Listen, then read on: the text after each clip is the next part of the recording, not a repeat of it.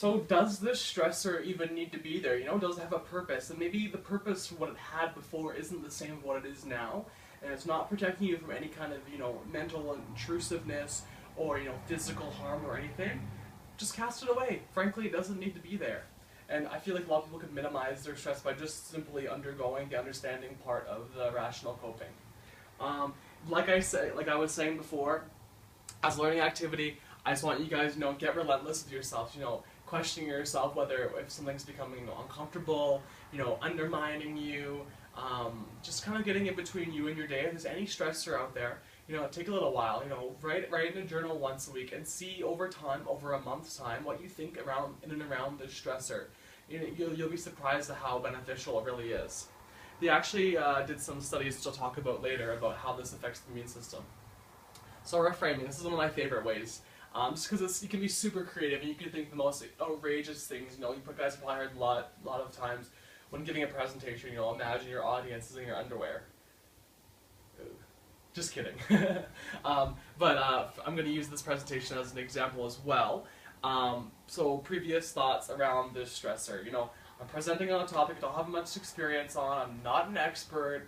There's going to be 30 people evaluating me and my teacher. This is their first impression of me. I hate public speaking. I hate presentations. And 15 minutes over yet. Those kind of thoughts about the presentation are really, really intrusive, not helpful, and just stress you the heck out. So a better way of thinking about it is just be yourself. Give the best presentation you can.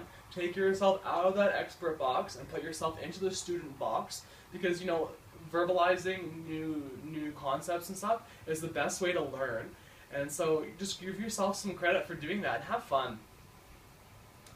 So just for stress inoculation training, this is a reframing technique that is used when reframing itself is too stressful to perform because the stress you have is unbearable.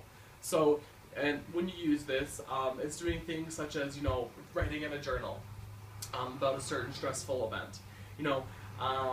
Pennebaker did a few studies back in the late 80s where he actually observed a group of college students who wrote about their deepest feelings and thoughts, and he observed that they actually had a better physiological health than students who did not. And also, these students who wrote about their stressors and whatnot took less aspirin, achieved better grades, and actually went to the hospital less than their counterparts.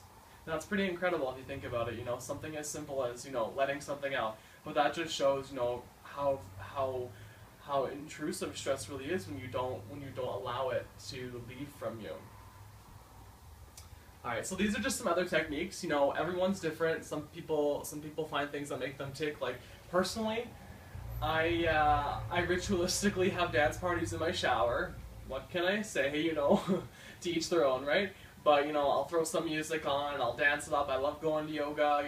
Just leave my life and become a monk for an hour, 90 minutes, sweat it out. And I'm training for my first full-length marathon this year too. So if I could just tie up my kicks, put in the tunes, and just contact the pavement, that's what I'm at. I feel like I'm at my peak spiritually and also physiologically. So go through this list, see if anything resonates with you. But I just really what I want you to get out of this presentation is don't be ashamed of don't be ashamed of the stressors you have in your life. Just invite them out of the dark corners, take them out for coffee, embrace them.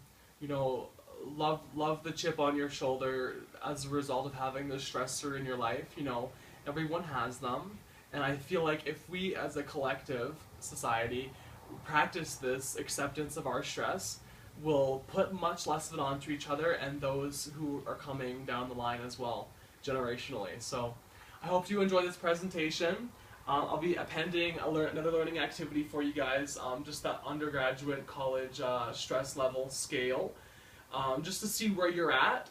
And I just really caution you guys not to really get overwhelmed with certain with the idea of the stressors or with the stress level or stress rating you have with that learning activity. Just use it as a place, just use it as a thing of awareness, get it done, get it out of the way, and then focus on how to minimize those stressors in your life. Thanks for watching, everyone.